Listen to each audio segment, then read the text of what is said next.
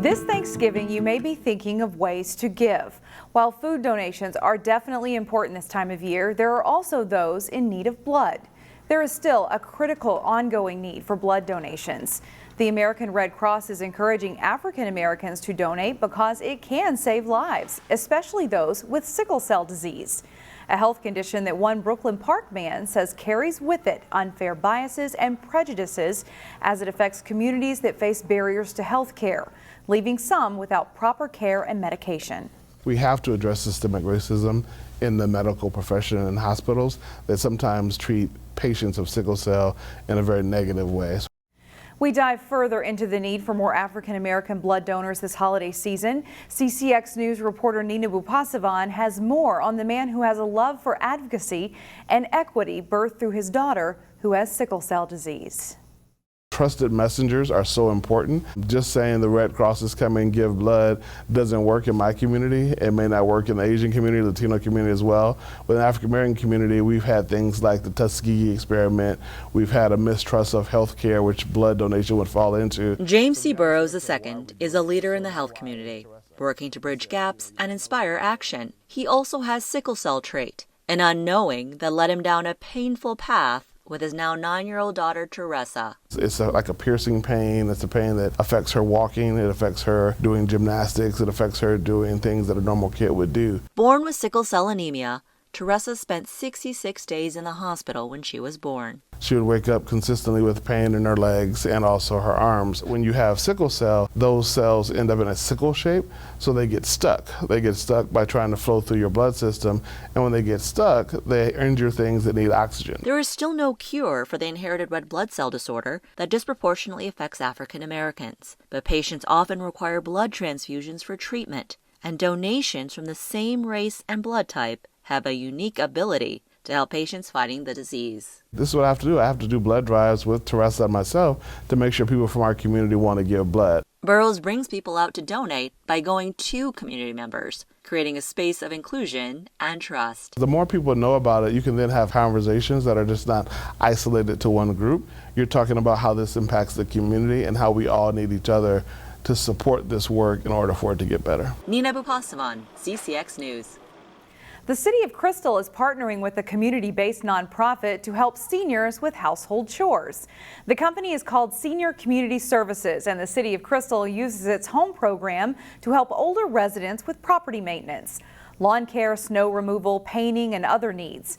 City officials view the program as a tool not only to help senior residents care for their properties, but also to prevent blight. And so Senior Community Services Home Program is a tool that we can use, a resource we can connect those residents with so that those things can get taken care of before it ever gets to the point of actual code enforcement being necessary. The program is available to anyone ages 60 and older. The city contributes $7,500 per year to Senior Community Services for its home program. Minnesota is the first state in the Midwest to try out electric school buses. 3 of those buses will belong to the Osseo School District. You cannot hear this bus, and due to that fact, it actually plays music when it comes down to about 15 to 10 miles per hour, so that as the bus is approaching the students can actually hear the bus coming.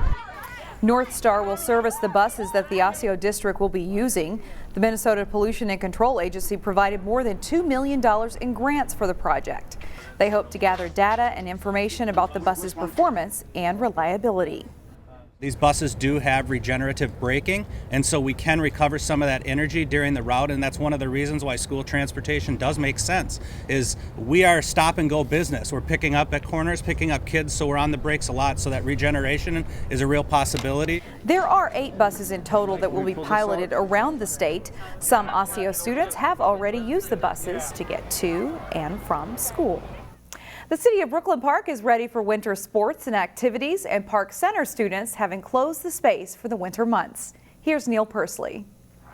The setting up is a lot of work, but it's worth it. A week-long process that kind of wraps up with the inflation of the dome and the installation of the lights and the netting, and away we go for the winter season. The project cost $7.7 million, and this will be the third winter for the dome at Park Center. The 2 turf fields were installed in 2019, and the dome was first inflated in December of that year. We use a combination of city and school district staff. So the dome is a partnership of the City of Brooklyn Park and the Osseo Area School District. Erection of the 400-foot long by 230-foot wide structure is a massive undertaking. We use the football boosters both from Park Center High School and Osseo High School to provide the labor. So it's a very labor-intensive process. We need like 50 guys to put it all together.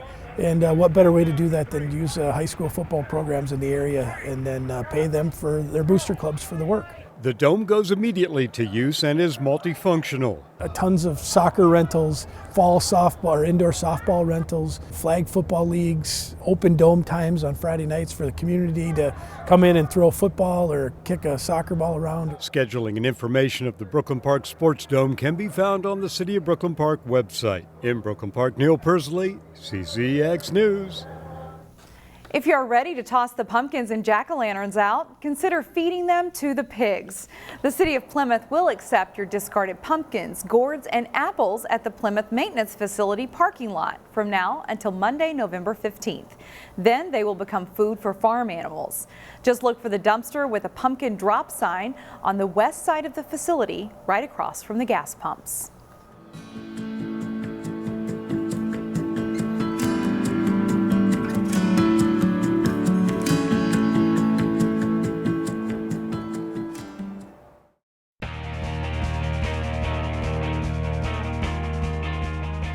The high school cross-country season in Minnesota wrapped up last weekend at the state meet, where runners and teams from the northwest suburbs did pretty well.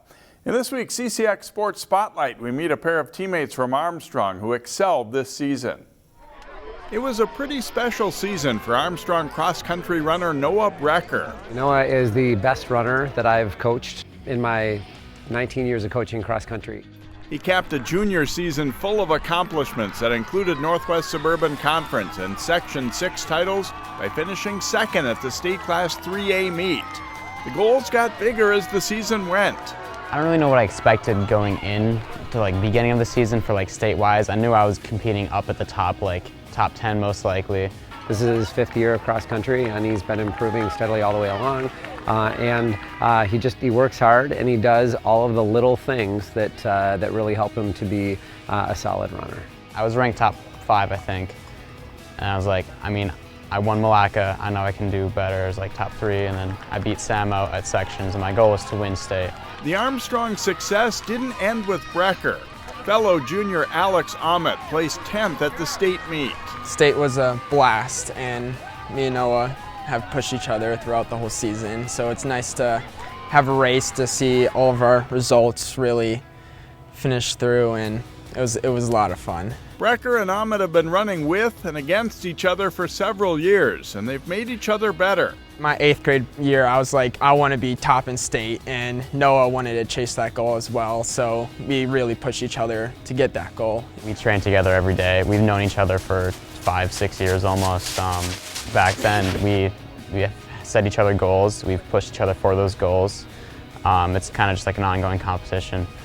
It's helped us a lot. High school juniors probably don't give a lot of thought to being role models, but Noah and Alex are definitely looked up to. Alex and Noah both have been wonderful ambassadors for our program. It's fun to see young people really try their hardest and get some big PRs. So it's always fun to see the youth come up, and I think we have good growth potential in the future years. They came up as middle schoolers too, and they were looking up to other kids when they were younger. So it is a really important thing. Breker is really into the science of running. It's about more than piling up as many miles as you can while training. All the supplemental workouts you do just for injury prevention, lifting over the summer, nutrition, sleep, all that stuff plays huge factors in it. Noah Breker and Alex Omodt will begin the Nordic ski season soon. The state high school cross-country season is done, but 2 big regional races are ahead. starting with a trip to Sioux Falls this weekend, where they'll try to keep pace with elite runners. NXR is on Sunday. That's the Nike Regionals.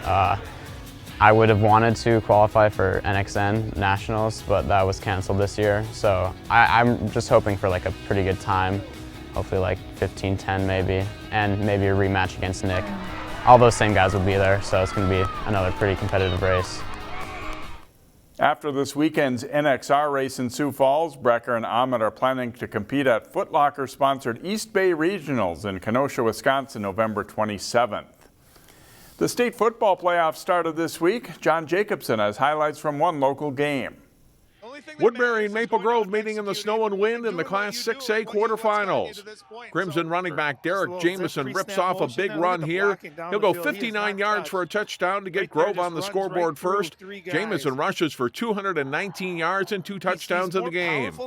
Second quarter, quarterback Jacob Kilzer hits Sam Peters in stride with a long pass. It's an 82-yard touchdown. Maple Grove leads 14-0 at halftime. The Crimson defense doesn't allow Woodbury much all night. Jay Suzell with a sack to end the third quarter. Maple Grove advances to the state semifinals with a 31-12 win. John Jacobson, CCX Sports. Find more prep sports games and highlights at ccxmedia.org and follow us on social media.